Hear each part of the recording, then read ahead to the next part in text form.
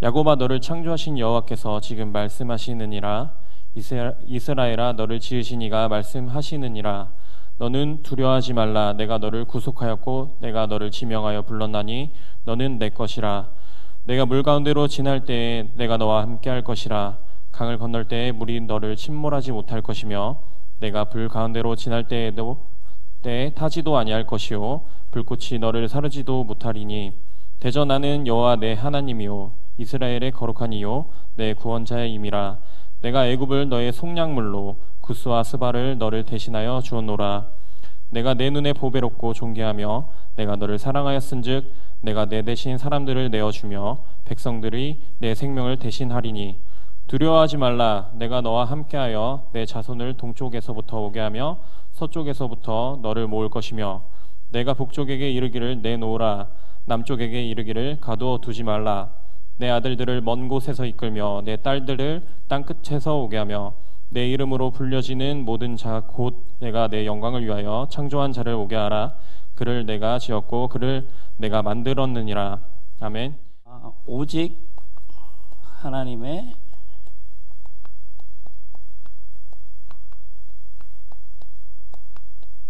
영광을 위하여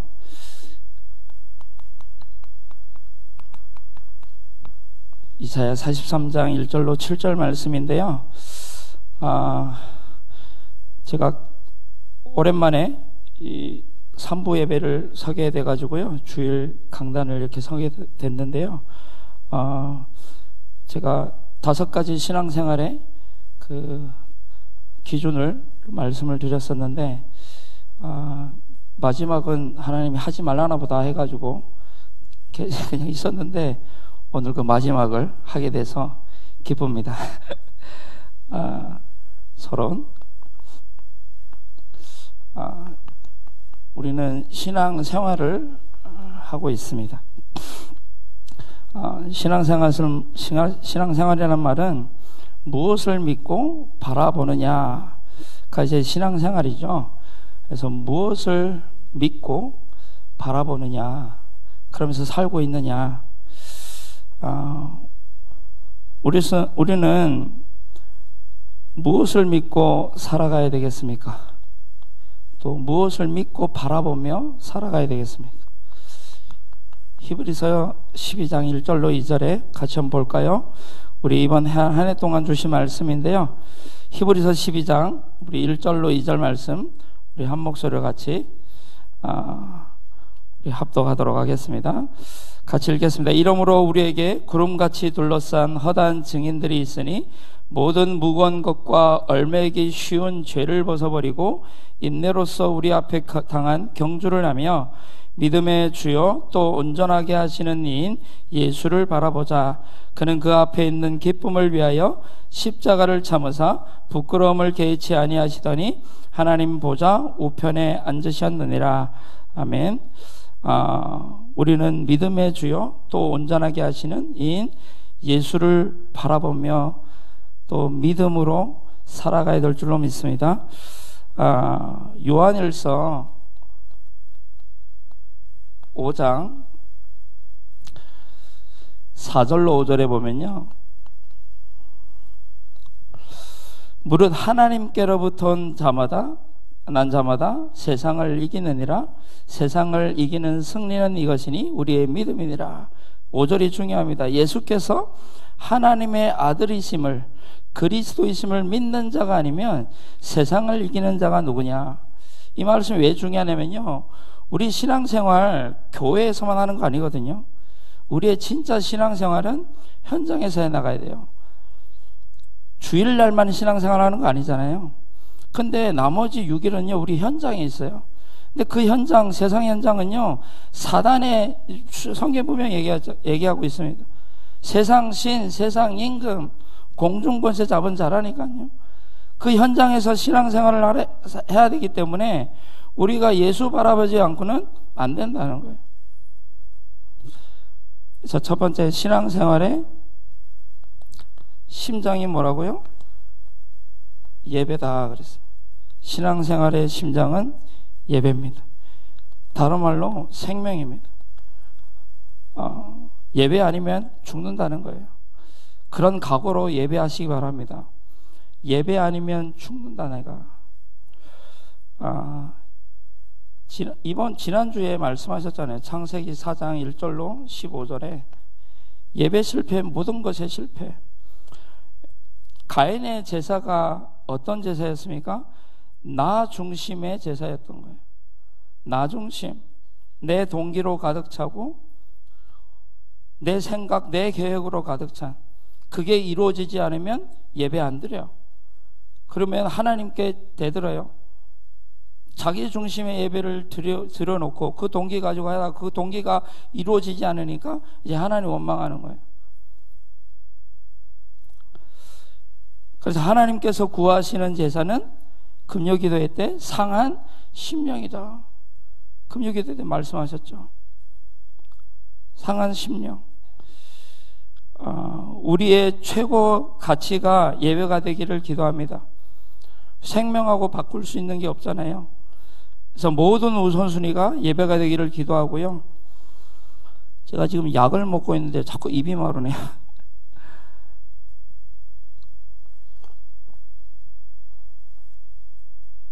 예배를 통해 모든 흐름이 전달되기 때문에요.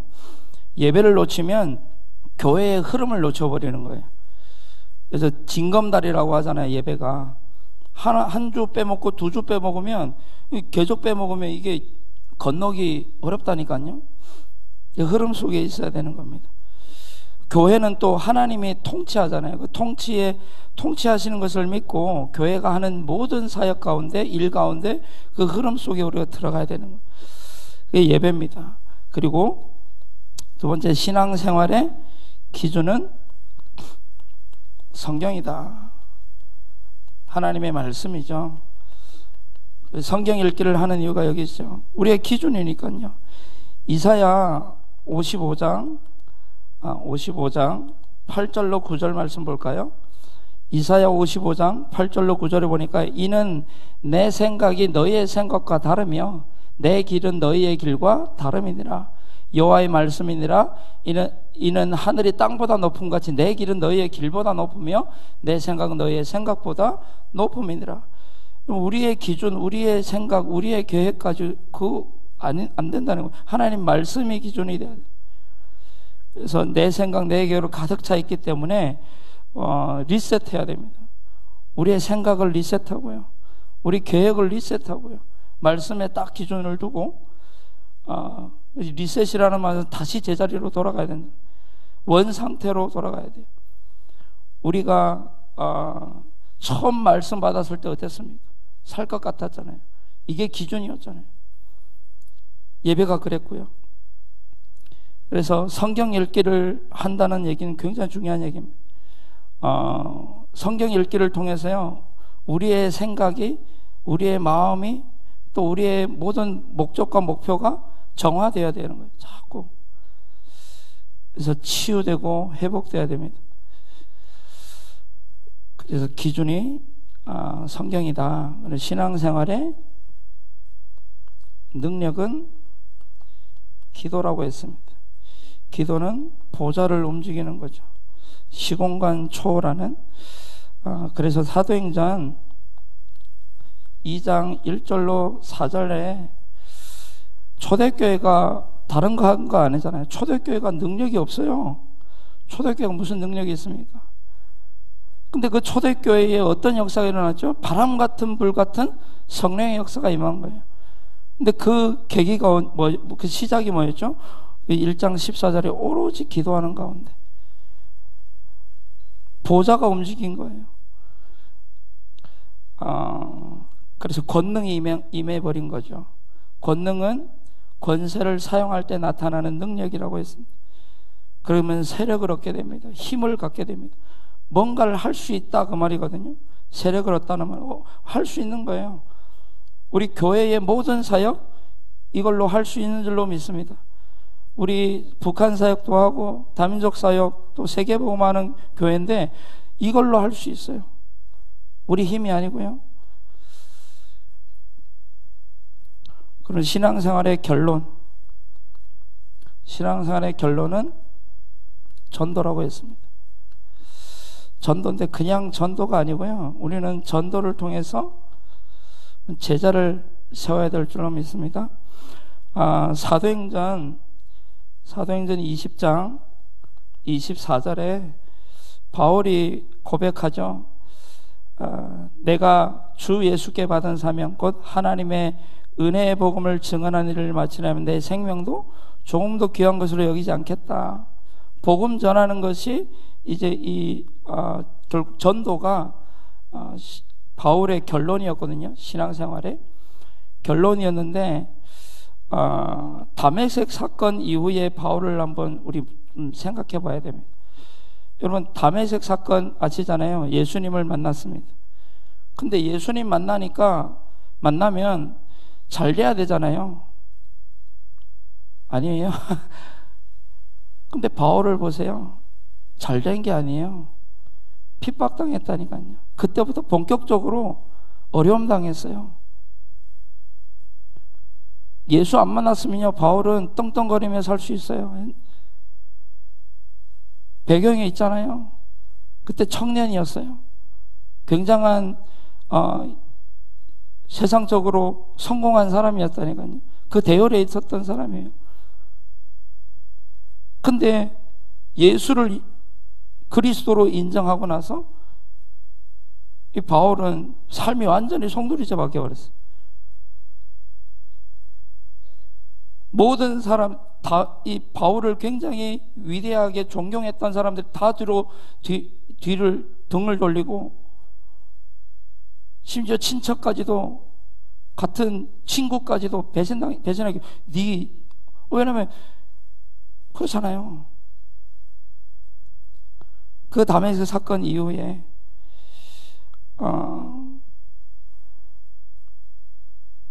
그리고 나가지고 바울이 뭐라고 고백하죠? 예수는 그리스도라고 계속 그 얘기만 합니다. 바울이 죽을 때까지요.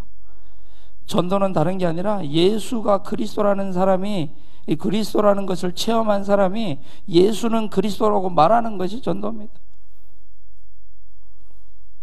그래서 수도 없이 근데 보세요. 바울이 수도 없이 전도했어요. 그래서 수도 없이 전도했다니까요. 그런데 남은 것은 제자들 뿐이었어요. 남은 건 제자였다니까요. 그 제자들이 세계복음화 했어요. 디모데후서 1장 15절에 보면요, 이런 얘기가 있어요. 아시아에 있는 모든 사람이 나를 버린 일을 네가 아느니라. 디모데에게 얘기하는 거예요. 아시아에서 이제 바울을 통해 했던 사람들이 다 바울을 버렸다는 거예요. 아시아에서 얼마나 큰 역사들이 일어났습니까? 근데 모든 사람이 나를 버린 일, 제자 남아요, 제자.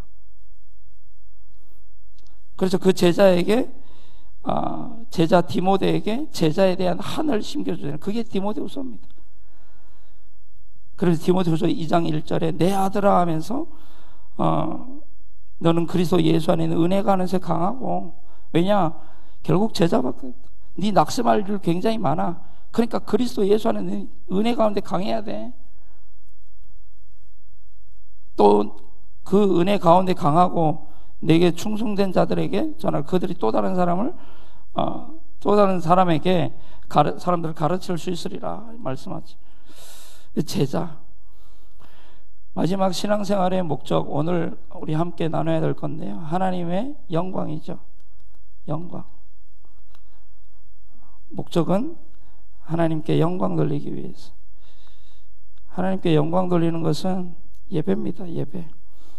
이사야 43장 21절.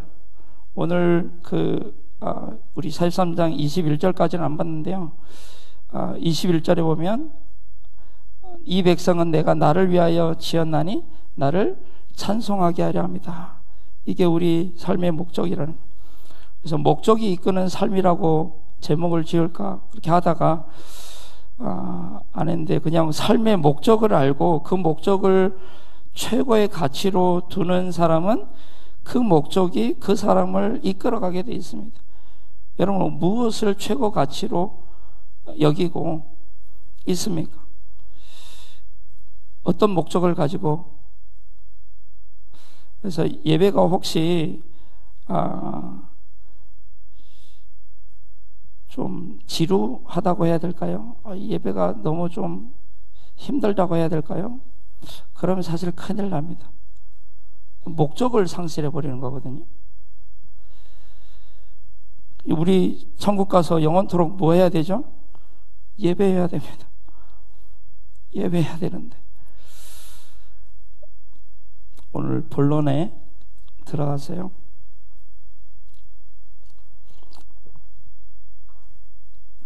오늘 본문 말씀을 보면요, 말씀 위에 보면 구원의 약속이라고 되어 있습니다. 구원의 약속. 이 구원의 약속을 쭉 얘기하는 건데, 이 구원의 약속이 우리에게, 나에게 성취가 됐습니다. 지금. 아멘. 구원의 약속이 우리에게 성취가 됐는데, 그러면 내게 성취된 이 구원의 약속이 뭐냐는 거예요. 구원이 뭐냐는 거예요. 구원의 내용. 구원의 내용. 로마서 3장 23절에 모든 사람이 죄를 범하였음에 하나님의 영광에 이르지 못하더니, 이 말이 무슨 말이죠? 모든 사람이 죄 가운데 있기 때문에 하나님께 갈 수가 없는 거예요. 구원의 내용은 이거예요. 하나님을 떠난 거예요. 창세기 3장 1절에서 6절에 우리 하나님 떠나서, 여기서 말하는 죄가 뭐죠? 모든 사람이 죄를 범하였다. 그 말은 하나님을 떠나 있다는 말이잖아요. 모든 사람이 하나님을 떠나게, 하나님을 가까이 할 수가 없다. 그리고 하나님을 떠나서 사탄과 저주와 지옥, 여기에 이제 장악돼 버린 거 아닙니까? 구원의 내용을, 우리가 어디에서 구원을 받았는지를 얘기하는 겁니다. 그래서 요한복음 8장 44절에 마귀의 자녀로 태어나서, 에베소서 2장 1절로 3절에 저주의 인생을 살아가다가 결국 히브리서 9장 27절에 한 번 죽는 것은 사람에게 정해진 것인데 그 후에는 심판이 있으리라. 죽음 뒤에 영원한 지옥으로. 우리가 여기서 구원을 받았어.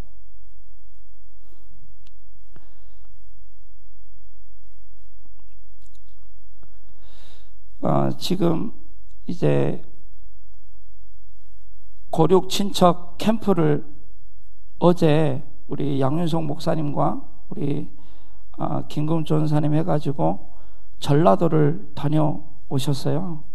오셨는데 그 카톡방에 이제 글하고 사진을 올려 주셨는데 너무 감사하더라고요. 우리 박술래 권사님 아버님이 영접하시고 구원 받으셨고, 또 우리 김금숙 전도사님의 아버님, 그리고 오빠, 언니, 그리고 이제 조카까지 구원받게 되는. 근데 그 아버님들이 다 연세가 있으시더라고요. 근데 얼마나 다행입니까? 한 번은 죽을 건데, 한 번 죽는 건 사람이 정해진 것인데 그 후에는 영원한 것이 기다리고 있는데 그분들이 구원을 받았다. 이게 어마어마한 거 아닙니까? 우리 노년지교에 지금 나오고 있는 정병호 권사님의 남편분이 계셔서 강희섭 성도님 캠프가 이제 우리 장례 캠프를 치렀잖아요. 근데 우리 담임 목사님 통해서 영접을 하고 구원 받으셨어요. 근데 구원 받았음에도 불구하고 계속 우리 권사님을 좀 힘들게 하셨어요. 왜 교회 나가냐 뭐 해가지고 교회 못 나오게 하시고 막. 근데 마지막 되니까 그러더라고요. 권사님 댁에 이제 갔는데 권사님 이제 말씀을 해주시더라고요. 마지막에 되니까 나 좀 기도 좀 해주라고. 권사님한테 기도 좀 해줘. 그게 마지막 말씀이었대요. 그렇게 핍박하다가 결국에는 죽음 앞에서 나 좀 기도해 주라고, 나를 위해서. 그래서 이제 복음 전했다고 하시는 거예요. 권사님이 복음 전하시고 기도해 주시고 했다고 하는데, 제가 이 얘기를 하는 이유가 뭐냐면요, 여기서 우리가 빠져나왔어요. 과거, 현재, 미래, 그죠? 여기서 빠져나왔어요. 과거 문제가 뭐죠? 우리 사단의 자녀였잖아요. 사단의 자녀였으면 저주 인생을 살아가야 되는데 우리 여기서 빠져나왔잖아요. 우리 빠져나오지 못했으면 지옥에, 영원한 지옥으로 가야 되는데 우리 영원한 천국이 우리 배경이잖아요. 여기서 우리가 구원받았다니까요. 그래서 출애굽기 20장 4절로 5절에 보면 우상 숭배하면 3, 4대 망한다고 하죠. 3, 4대 망한다고 하는데요.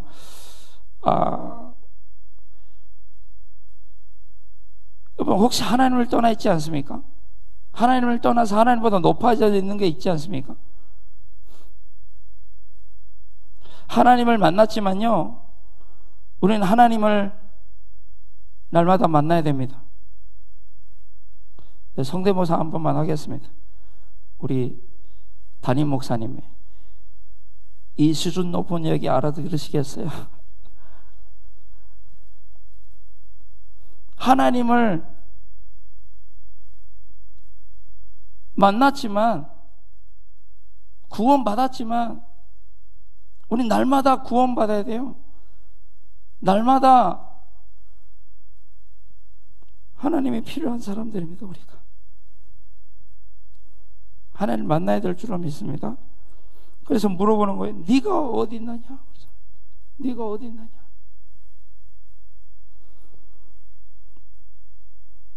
우리가 날마다 하나님과의 관계 속에 없으면요, 자꾸 이 속으로 들어가요. 여기서 빠져나왔는데요, 이 영향을 계속 받고 있는 거예요. 한번 생각해 보셔야 돼요. 혹시 이 영향을 받고 있다고 하면 빨리 회복하셔야 돼요. 영향을 받고 있다니까요. 우리가 영향을 받을 수밖에 없는 것 같아요. 오늘 말씀에 이제 일부 예배 때 가인의 후손에 대해서 말씀하셨잖아요. 가인의 후손 보세요. 세상에 봤을 때는 어마어마해요. 어마어마한 업적을 가지고 있다니까요. 세상이 커 보인다니까요. 세상이 힘이 있어 보여요. 세상이 즐거워 보여요. 세상이 풍요로워 보인다니까요. 현장에 가면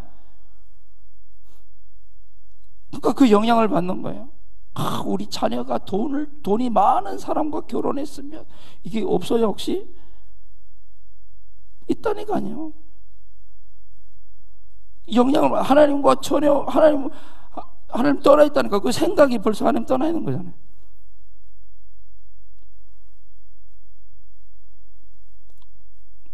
그래서 현장에는 속아서 넘어가야 갈 만한 것들이 되게 많아요. 진짜 많습니다. 그래서 속지 않는 것이 능력 중에 능력인데요, 사단은요 진짜 교묘합니다. 예전에도 말씀드렸잖아요. 늑대 잡는 방법 아시죠? 사단은 그렇게 우리를 끌고 간다니까요. 그래서 성경은 뭐라고 말씀하시냐면요, 요한일서에 보면 세상의 것을 사랑하지 말라 그랬어요. 세상을 사랑하지 말래요. 세상의 것을 사랑하지 말래요. 세상의 것이 필요 없습니까?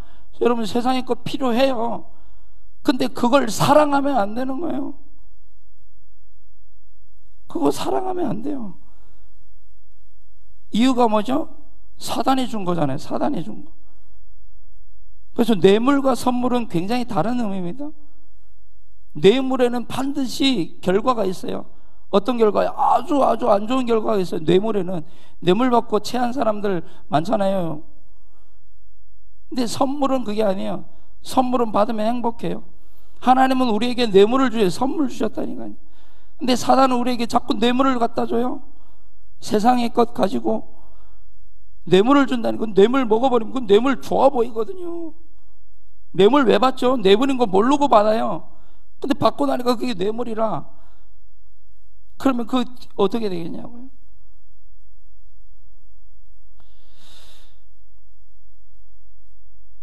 우리의 과거가 아직도 이 속에 있다고 하면, 여러분 한번 보세요. 과거 문제가 해결 안 돼. 사단에게 장악된 자가 어찌 현재 문제, 미래 문제를 해결할 수 있겠습니까? 그러면 이 과거는 어떤 과거죠? 뭐 10년 전입니까? 20년 전입니까? 100년 전입니까? 아니요. 창세기 3장. 우리의 문제가 뭐냐? 창세기 3장이네. 창세기 3장. 창세기 3장의 그 문제가, 그 태초의 그 원 문제가 해결되지 않았는데 어찌 현재 오늘의 문제가 어떻게 해결되겠냐? 미래 문제 어떻게 해결받겠냐고. 안 되는 거예요. 창세기 3장. 그래, 창세기 3장에는 유일한 답은 여자의 우선 예수 그리스도 그밖에 없는데, 그래서 가문에 흐르는 저주를 끊어버리시기 바랍니다. 여러분들에게 있는 있다니까요. 과거, 여러분들 가문에 과거 있다니까요. 그 과거는 창세기 3장에 시작됐어요. 우리가 여기서 구원을 받았습니다. 예, 구원을 받은 거예요. 그러면 방법은 뭘까요? 구원의 방법. 우리 잘 압니다. 모르는 거 아니잖아요, 우리. 저는 같은 얘기 계속 하는 거, 그게 이제 특기입니다. 다른 거 얘기 안 할 거고, 다음에 또 다른 거 얘기 안 할 겁니다. 자, 방법이 있습니까, 우리에게? 구원의 방법이? 없어요. 우리 인간에게는 구원의 방법이 없어요. 구원의 방법이 없어요. 있다는 것이 종교입니다. 그래서 에베소서 2장 8절에 믿음으로, 이거를 어떤 대가를 치러야 이 문제 해결 받을 수 있겠습니까? 우리가 뭘 줘야 될까요? 뭘 줘야 이 문제 해결? 없어요. 물질로 뭐 줄 수 있는 게 없다니까요. 근데 그 눈에 보이는 것 가지고 할 수 있다라는 게 종교거든요. 없어요. 믿음은 눈에 보이지 않는 거잖아요. 믿음으로. 근데 믿음인 줄 알았는데 뭐죠? 너희는 그 은혜에 의하여 믿음으로 말며, 하나님 은혜 입었다는 그 믿음과 은혜의 실체가 뭐죠? 예수 그리스도. 그래서 로마서 5장 8절에 우리가 아직 죄인 되었을 때에 그리스도께서 우리를 위하여 십자가에 죽으사 하나님 우리에 대한 자기의 사랑을 확증하셨느니라. 아멘. 여러분, 금요 기도회 때 저는 금요 기도회 말씀을 들으면서요, 내가 죄를 짓는 게 아니구나. 내가 죄를 짓는 게 아니라 내가 죄인이구나. 내가 죄인임을 인정하지 않는 사람은요, 필요가 없어요. 우리가 아직 죄인 되었을 때예요. 이제 그래서 다윗이 뭐라고 고백하죠? 자기 죄를 용서해달라고 하요. 나는 죄인입니다. 그 고백했다잖아요. 죄인. 죄인임을 인정해야 예수 그리스도가 필요해요. 우리 죄 안 짓습니까? 죄송합니다. 저 죄 진짜 많이 짓습니다. 그래서 저는 예수 그리스도가 계속 필요한 거예요. 저와 여러분 마찬가지입니다. 이분 아니면 안 된다니까요. 우리가 아직 죄인 되었을 때에, 그때가 언제입니까? 그때 되게 많거든요. 우리 한번 때를 한번 생각해 봅시다. 우리 날마다 죄를 짓는 때를 한번 기록해 봅시다. 하루에도 몇 번이나 될까요? 그래서 그리스도께서 십자가에서 죽으심으로 단번에 끝내셨다라는 거예요. 이게 믿어지고 깨달아지고 마음에 담게 되는 은혜가 있게 되기를 기도합니다.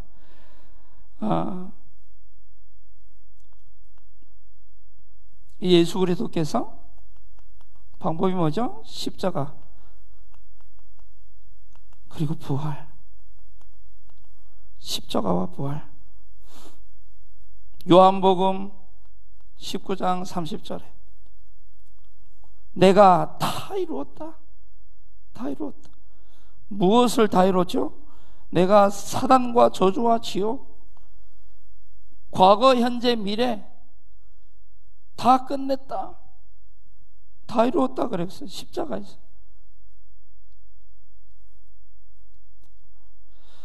십자가를 한번 생각해 봅시다. 십자가는 가장 극악무도한 죄인이 달린 십자가예요. 그 누구도 십자가에 달린 사람을 존경하지 않습니다. 십자가를 자랑하지 않아요. 그 십자가가 뭐 자랑할 대상입니까? 아니에요. 그때 당시 십자가는요, 가장 경멸의 대상이에요. 근데요, 그 십자가가 구원의 길이 된 거예요. 그 십자가가 회복의 길이 된 거예요. 십자가. 거기서 말씀하신 거예요. 골로새서 2장 우리 같이 보겠습니다. 14절에서 15절. 골로새서 2장 같이 한번 읽겠습니다. 시작. 우리를 거스르고 불리하게 하는 법조문으로 쓴 증서를 지우시고 제하여 버리사 십자가에 못 박으시고 통치자들과 권세들을 무력화하여 드러내어 구경거리로 삼으시고 십자가로 그들을 이기셨느니라.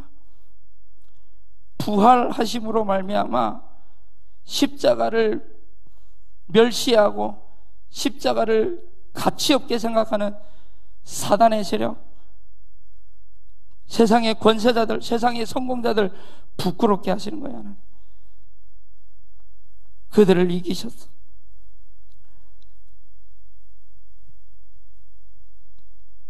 십자가에서 부활하심으로 말미암아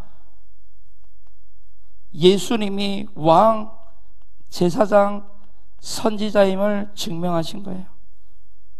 십자가에서 죽으시고 부활하심으로 말미암아 그리스도이심을 증명한 거예요. 다 끝내셨음을 증명한 거라니. 그리고 부활하셔서 우리와 지금도 왕의 권세, 제사장의 권세, 선지자의 권세로 우리와 함께 하잖아요. 우리와 함께 하십니다. 그래서 이 고백이 너무 중요합니다. 마태복음 16장 16절. 주는 그리스도시요 살아계신 하나님의 아들이십니다. 사단이 무릎 꿇게 됩니다. 마태복음 28장 20절에 보면 내가 세상 끝날까지 18절에 보면 하늘과 땅의 모든 권세를 내게 주셨으니 그 권세를 가지고 내가 너희와 항상 함께 있으리라. 하늘과 땅의 모든 권세가 뭐죠? 이 권세요. 왕, 제사장, 선지자, 그리스도의 권세. 그래서 우리를 그리스도의 대사. 그래서 요한일서 3장 8절 죄를 짓는 자는 마귀에게 속하나니 마귀는 처음부터 범죄함이라 하나님의 아들이 나타내 마귀의 일을 멸하려 하심이라. 로마서 8장 이는 그리스도 예수 안에 있는 생명의 성령의 법이 죄와 사망의 너를 해방하였습니다. 요한복음 14장 6절에 내가 곧 길이요 진리요 생명이니 나로 말미암아 아버지께로 올 자가 없느니라. 여러분 저는 이 말씀 매일 아침 묵상합니다. 묵상할 만한 가치가 있는 거예요. 여기에 모든 문제와 답이 다 있어요. 여러분 지금은 사순절 기간입니다. 사순절 기간이에요. 사복음서를 좀 묵상하셨으면 좋겠어요. 예수님이 뭘 하셨는지. 사순절이 뭐죠? 예수님이 십자가 지시기 전까지 약 40일 동안 사순절이라고 합니다. 쉽게 말해서 사복음서를 묵상할 필요가 있어요. 오늘 본문 보고 마치도록 할 텐데요. 본문에 보니까 야곱아 너를 창조하신 여호와께서 지금 말씀하시느니라. 이스라엘아 너를 지으시니가 말씀하시느니라. 야곱과 이스라엘은 동일 인물입니다. 동일 인물이에요. 근데 야곱아 합니다. 야곱은 이스라엘 이름을 받기 전의 이름이죠. 야곱아, 이스라엘아. 이 말을 묵상하는 가운데 야곱은 옛 체질 속에 있는 너 종효가 그 얘기더라고. 그러나 구원받은 이스라엘이 너 종효가, 너 아직도 이 배경 속에 있는 야곱아, 이 영향을 받고 있는 야곱아, 그러나 구원받은 야곱아, 그 얘기를 듣는데 제가 묵상하는 건데 참 내가 그렇구나. 뭐라고 말하면 두려워하지 말라 그럽니다. 이 말의 의미는, 두려워하지 말라는 말의 의미는 뭐냐면 24절 25절 그 위에 42장 24, 25절에 보면요, 야곱이 탈취를 당하게 하신 자가 누구냐? 이스라엘을 약탈자들에게 넘기신 자가 누구냐? 여호와가 아니시냐? 우리가 그에게 범죄하였도다. 그들이 그의 길로 다니기를 원하지 아니하며 그의 교훈을 순종하지 아니하였도다. 그러므로 여호와께서 맹렬한 진노와 전쟁의 위력을 이스라엘에게 쏟아 부으심에 그 사방에서 불타오르나 깨닫지 못하며 몸이 타나 마음에 두지 아니하는도다. 무시한 거예요. 지금 이스라엘이 깨닫지 못해가 죄로 인해 가지고 이 죄로 인해 완전히 멸망당하게 됐다니까요. 근데 하나님이 회복하시게 두려워하지 말래요. 그러나 두려워하지 마. 두려워하지 마. 내가 너를 구속하였고, 구속이라는 말은 대가를 지불하여 무엇인가를 살 때 사용하는 단어예요. 구속이라는 단어가요. 하나님이 우리를 십자가의 피로 사셨다니까요. 구속하였고 내가 너를 지명하여 불렀나니. 지명했대요. 아니 어떻게 나를 지명하여 부르지? 하나님이 실수하셨나? 나같이 이렇게 모자라고 부족하고 연약하고 아무 쓸데없는, 하나님 실수하셨나? 말씀 묵상하는데 그 질문 자꾸 하나님 실수하신 건가? 나는 지금 너무너무 그게 아닌데 나를 지명하여 불렀대요. 하나님이 나한테 콩깍지가 씌우셨어요. 아무런 잘난 거 없는데 그냥 좋대요. 지명하여 불렀대요. 그러면서 합니다. 물 가운데로 지날 때 내가 너와 함께 할 것이라. 강을 건널 때 물이 너를 침몰하지 못할 것이라. 불 가운데로 지날 때에 타지도 아니하고 불꽃이 너를 사르지도 못하라니. 물은 뭘 얘기하냐면 홍해를 홍해. 홍해 건널 때 마른 땅으로 건넜어요. 뒤에는 애국 군대가 쳐들어와요. 내가 너와 함께함이라. 불 가운데에 다니엘이 불 가운데 들어갔는데 타지도 않고 불꽃이 사르지도 못했어요. 그러면서 대전하는 여호와 내 하나님이여 이스라엘의 거룩한 이요 너의 구원자이심이라. 그러면서 그 뒤에 이상한 얘기가 나와요. 내가 애굽을 너의 속량물로 구스와 스바를 너를 대신하여 주었노라. 참 나라와 열방을 나를 위해서, 그 나라와 열방도 나를 위해서 대신하여 주었대요. 그것들을 주고 나를 산 거예요. 대신하여. 심지어는요, 참 나는 말씀 묵상하는데 심지어는 자기 독생자를 내어주시기까지, 자기 독생자를 대신하기까지 나를 사랑하시고. 근데 더 깊이 들어가니까 독생자가 아니에요. 자기 자신을, 하나님 자신이 죽으셨다니까요. 그 정도로 나를 사랑하시는, 자기를 죽이기까지 나를 사랑하시. 주신 그 하나님. 그러면서 그런 겁니다. 그래서 내가 내 눈에 보배롭고 존귀하며 내가 너를 사랑하였은즉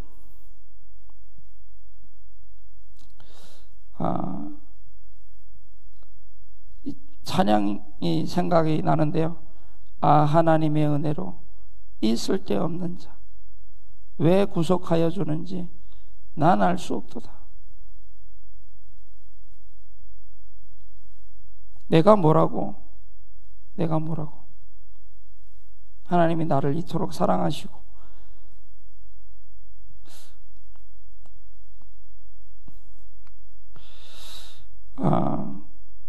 근데 오늘 말씀해 보니까 내가 누구냐면 내 눈에 하나님의 눈에 보배롭고 존귀한 자들이라.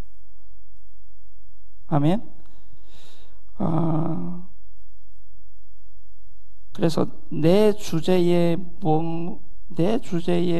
말은 가장 악한 말입니다.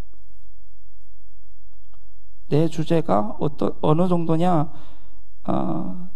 하나님 눈에 보배롭고 존귀한 그 정도예요. 그래서 내가 북쪽에게 이르기를 남쪽에게 이르기를 내놓으라 그러잖아요. 이 말은 무슨 말이냐면 포로 귀환을 얘기하는 거예요. 하나님이 이제 포로 귀환을 약속하신, 포로 되었던 이스라엘 백성들을 이제 회복시키겠다. 그러면서 7절에 내 이름으로 불려지는 자 곧,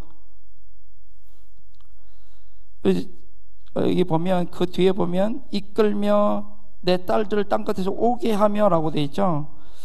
하나님이 우리 교회도 마찬가지입니다. 불러 모으신 것, 우리 한 사람 한 사람을 우리 사랑의 교회로 불러 모으셨어요.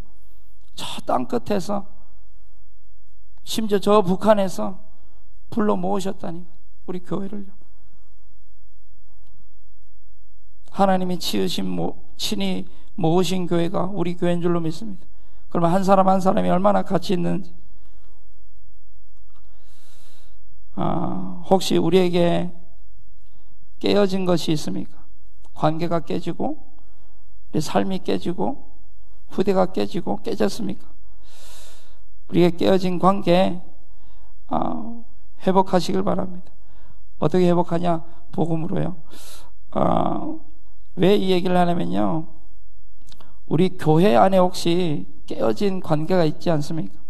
혹시 가정에 또는 지인, 친척, 친구, 캠프의 시작은 그들과 화해하는 거예요.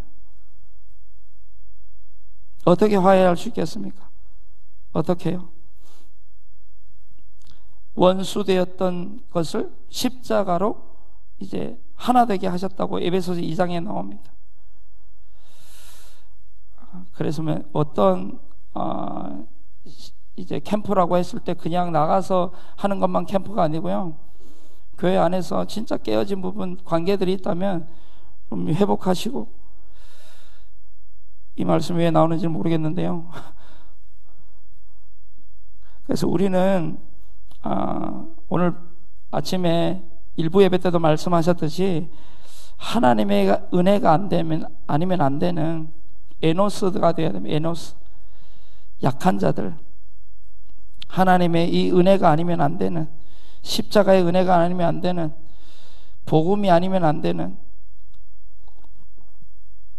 기도의 무릎이 아니면 안 되는, 그런 예배가 아니면 안 되는 예배자들, 약한 자들이 다 되기를 기도합니다. 그러면 마지막으로 구원의 목적.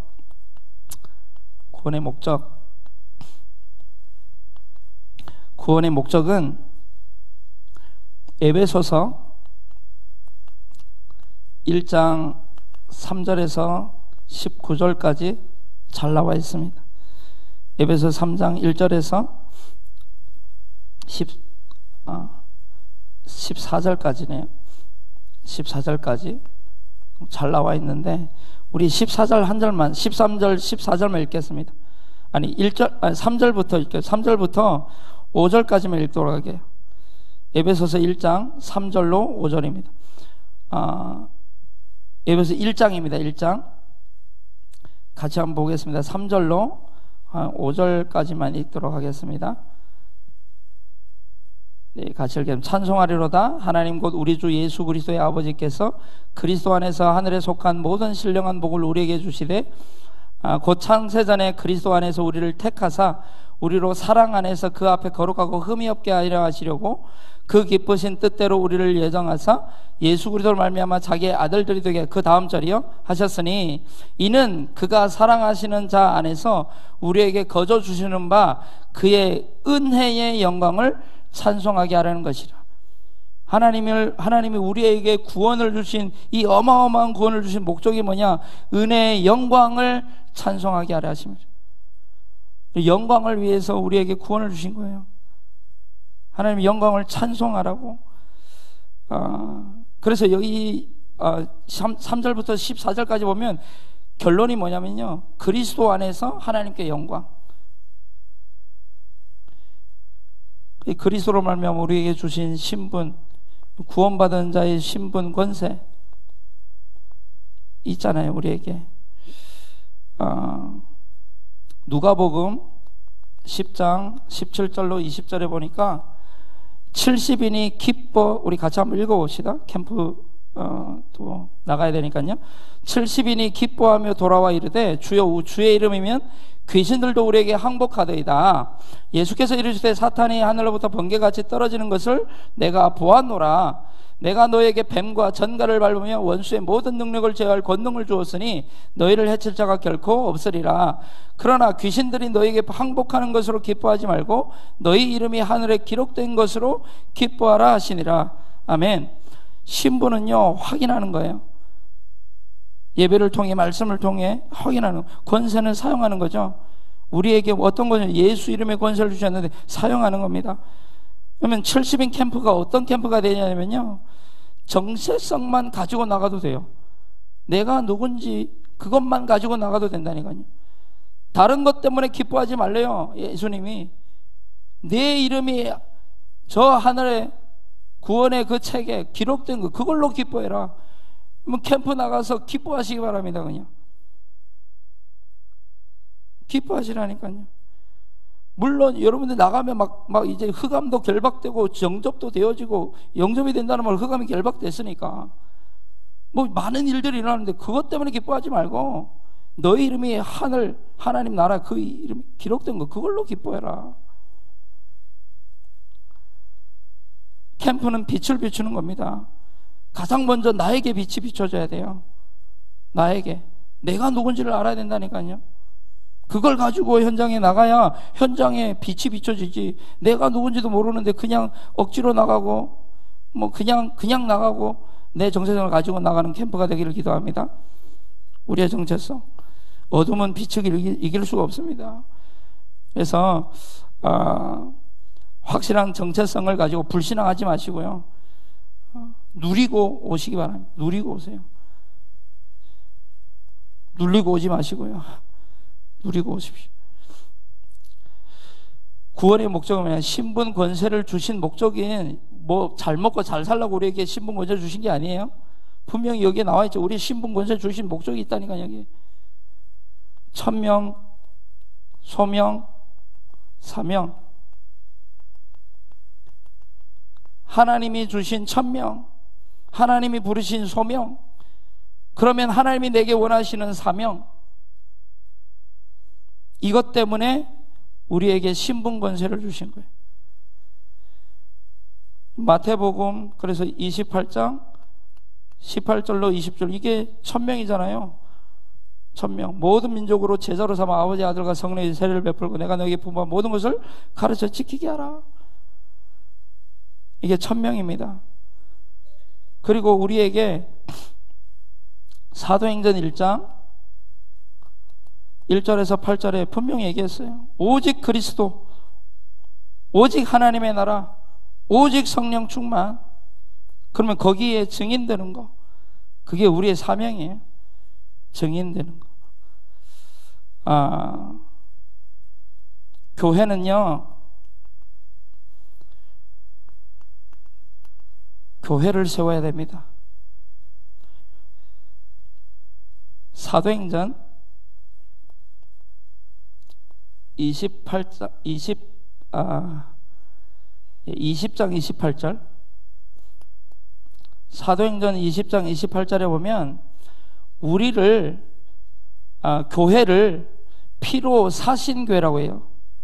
예수님이 피로 사신 교회가, 피로 사신 것이 교회란 말이에요. 근데 이 교회도 말해요. 근데 더 중요한 건 뭔지 아세요? 고린도전서 3장 16절에 너희는 너희가 하나님의 성전인 것과 하나님의 성령이 너희 안에 거하지 못하면, 우리가 교회라니까요. 교회.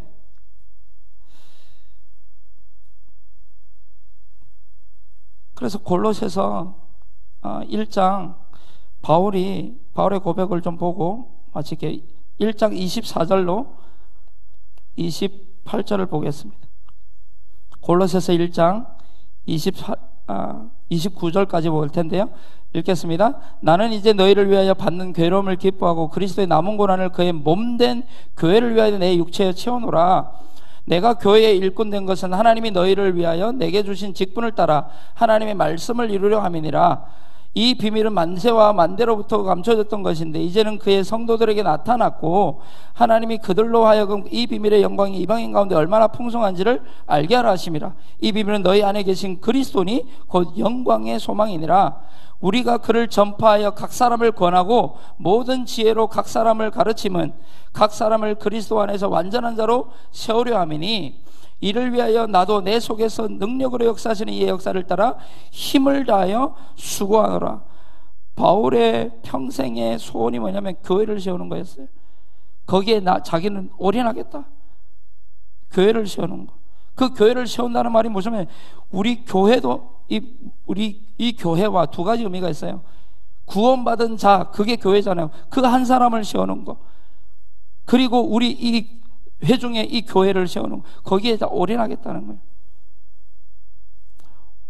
교회는, 이 구원받은 자가 교회라는 말은 성도를 얘기하는 거잖아요. 성도를 위해서, 또 그 성도들이 함께하는 이 교회를 위해서 모든 것 다 바치겠다. 그게 바울의 고백이었던 거예요. 그래서 오늘 오전에도 말씀하셨는데, 오전에 그 데살로니가 이제 전서 2장 19절이었는데 9절로 나와가지고 19절입니다. 데살로니가전서 2장 19절에 보면 자랑의 면류관이 무엇이냐? 너희가 아니냐? 그가 가는 때 우리 주 앞에 너희가 아니냐? 너희가. 바울이 교회를 다해서 다 했는데 그게 면류관이었던 거예요. 교회를 위해서 자기의 모든 것 다 바쳤는데 그게 바울의 면류관이었습니다. 저와 여러분의 면류관이 바울이 그토록 원했던 면류관이 되어야 될 줄로 믿습니다. 그게 면류관이야. 그래서 부름의 상을 향하여 달려가겠다. 바울에게 부름의 상은 다른 게 교회. 교회는 교회를 세우는 것에 책임이 있습니다. 여러분 물어볼 거예요. 너 교회로 살다 왔는데 교회는 얼마나 세워왔니? 하나님 물어보실 겁니다.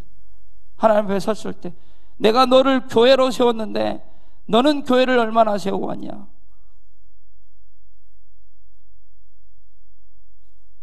그래서 결론입니다. 교회의 흐름 속에 내가 있는지를 확인하셔야 됩니다.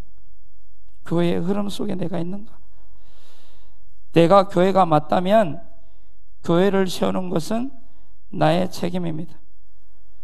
교회를 세운다는 말은 교회의 흐름 속에 내가 있어야 된다는 거예요. 청년 수련회가 이제 엊그제와 금요일 토요일이 있어가지고 저도 청년이기 때문에 갔습니다. 저 청년이에요. 예. 그 청년회 수련회 갔는데요. 가서 그런 포럼을 했어요. 진짜 청년들이 교회의 흐름 속에 있는지 점검해봐라. 있어요. 우리 청년들이 있기 때문에 얘기를 한 거예요. 지난번에 우리 TCK가 아니라 노년 지교에서 이제 제1회 탈북민 윷놀이 및 노래자랑 대회를 했는데 그때 청년들이 다 도와줬어요. 벌써 교회의 흐름 속에 있는 거예요. 얼마나 감사한지. 교회의 흐름 속에서 한번 질문해봐요. 우리도 질문해봐야 돼. 교회의 흐름 속에 내가 진짜 있나? 갔는데 박강명 장로님이 이제 어제 참석하셨더라고요. 근데 박강명 장로님 지금 우리 청년회 부장님으로 계시거든요. 근데 알고 봤더니 권사님, 김윤순 권사님도 대학부에 계시더라고요. 부장으로. 이 부부가 지금 교회에 가장 중요한 허리에 딱 있는 거예요. 야, 이거 되게 이 분들은 참 축복받았다. 어떻게 대학 청년부에 가장 이제 활기 있고 가장 교회 미래거든요, 사실. 너무 감사했는데 교회 흐름 속에 내가 있고 우리 후대가 있어야 될 줄로 믿습니다. 우리 가정과 우리의 산업이 교회가 아니라 교회의 흐름 속에 있어야 됩니다. 그럼 우리 교회가 지금 어떤 흐름 속에 있는지를 알아야 되겠죠.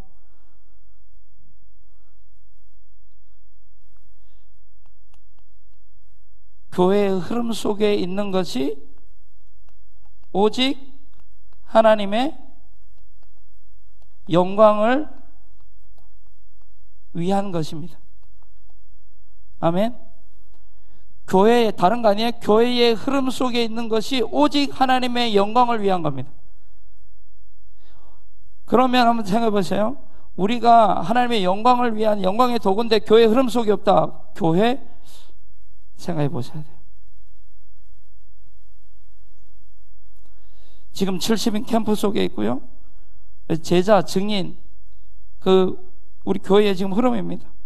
노년 우리 지교회는 사람이 많지 않습니다. 오늘도 보니까 20명이 예배 드렸어요. 뭐 어떨 때는 25명이 들을 때도 있고, 많이 오면 28명, 30명. 근데 적게 들을 때는 뭐 한 10명 또 드릴 때가 있어요. 근데요, 저는 성경을 보니까 바울이 그랬고 예수님이 그랬고, 물론 성도님들을 다 품어야 됩니다. 그러나 제자 사역을 했더라고요. 결국 제자. 노년 지교에 제자들이 많이 일어나기를 기도해 주시면 감사하겠습니다. 제자가 결국 다더라고요. 북한 선교. 그래서 지난번에 제1회 우리 탈북민 윷놀이 대회 할 때요, 이성균 장로님께서 얼마나 후원해 주셨는지, 비싼 옷들하고 막 이제 이 뽑기가 있다고 하니까, 상품 뽑는 시간이 있다고 하니까 막 후원해 주시고, 우리 교회 북한 선교국에서 또 후원해 주시고, 또 막 이제 어떤 양강도인가요? 양강도 지교회에서 또 후원해 주시고, 막 얼마나 감사한지요. 그리고 TCK 우리 공부방을 하고 있다 보니까 우리 사단법인을 통해서 이제 다음 주 정도에 제가 이제 우리 사랑의 나눔 공동체 법인 이제 사무국장으로 지금 있는데요. 아마 다음 주쯤에 이제 총회를 열 것 같습니다. 그래서 좀 후원하시는 분들은 다 참석을 좀 해주셔가지고 제가 1년 동안 어떤 일들을 했는지 좀 보고를 드릴 텐데요. 지난 2월 중순에 이제 애들하고 같이 4월 16일 날에 2월 16일은 김정일 탄생일이거든요. 그날에 우리는 수련했어요. 디스케 애들 갖고 수련해가지고 했는데, 또 얼마나 하나님이 기뻐하시는지 뭐 후원금도 많이 들어와가지고 예산이 거의 후원금으로 다 채워지는, 너무 감사했는데요. 이 북한 선교, 이 흐름 속에, 그리고 미디어 선교위원회 통해가지고 지금 세계복음화 하고 있고요. 그리고 다민족 우리 지금 남적 시대잖아요. 그리고 우리 후대 시스템을 세우는, 오늘도 말씀하셨죠. 교육이 지금 엉망이라니까요. 그래서 진짜 대안학교가 필요하다 말씀하시잖아요. 금토일 시대를 위해서. 우리 사회, 정치, 경제, 문화, 교육 모든 분야에 우리 후대가 들어가야 되려면요, 진짜 필요합니다. 금토일 시대 진짜 필요해요. 치유학교도 필요하고요, 방과후학교도 필요하고요, 필요해요. 이 모든 것에 고린도후서 1장 20절에 아멘하여 하나님께 영광 돌리시기 바랍니다. 아멘. 이 모든 흐름에 아멘하여 하나님께 영광을 돌리느니라. 아멘하여. 아멘. 이사야 42장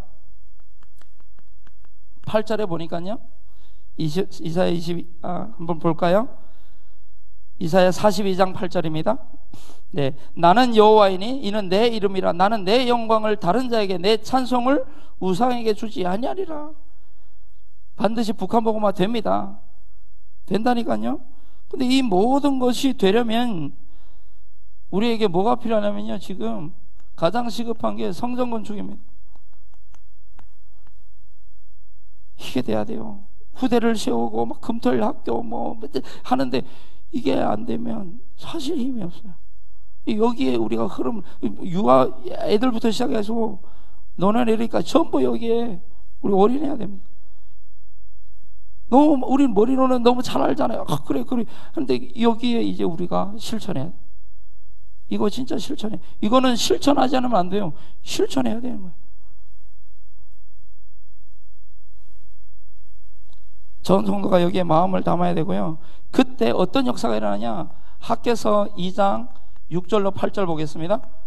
학개서 2장 6절로 8절 같이 한번 보겠습니다. 같이 읽겠습니다. 시작. 만군의 여호와가 이같이 말하노라. 조금 있으면 내가 하늘과 땅과 바다와 육지를 진동시킬 것이요 또한 모든 나라를 진동시킬 것이며 모든 나라의 보배가 이르리니 내가 이 성전의 영광이 충만하게 하리라.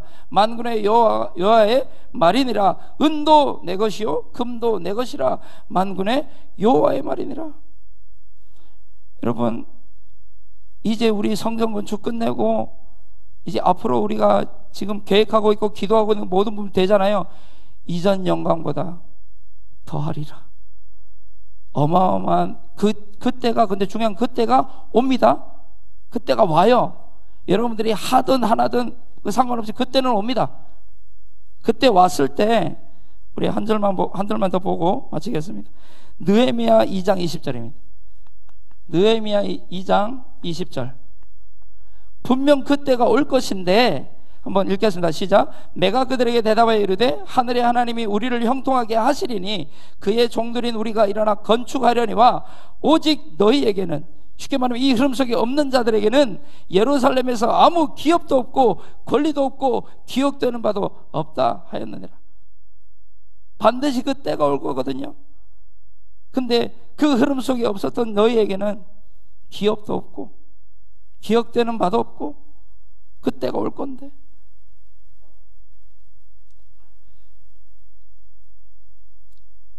고린도전서 3장 10장 31절에 먹든지 마시든지 무엇을 하든지 다 하나님의 영광을 위하여 하라. 우리가 살아가고 있는 거 하나님 영광을 위해서, 우리가 숨 쉴 수 있는 거 하나님으로 인한 거 아닙니까? 그렇다면 우리 숨까지 내주는 거 뭐 별거 아니에요. 사실 하나님이 주신 건데 하나님 가져가겠다는, 주가 쓰시겠다라, 하나님이 쓰시겠다는데, 하나님이 오늘이라도 제 호흡을, 우리의 호흡을 거둬가는 거예요. 뭐 오직 하나님의 영광을 위하여 사는 저와 여러분 되기를 기도합니다.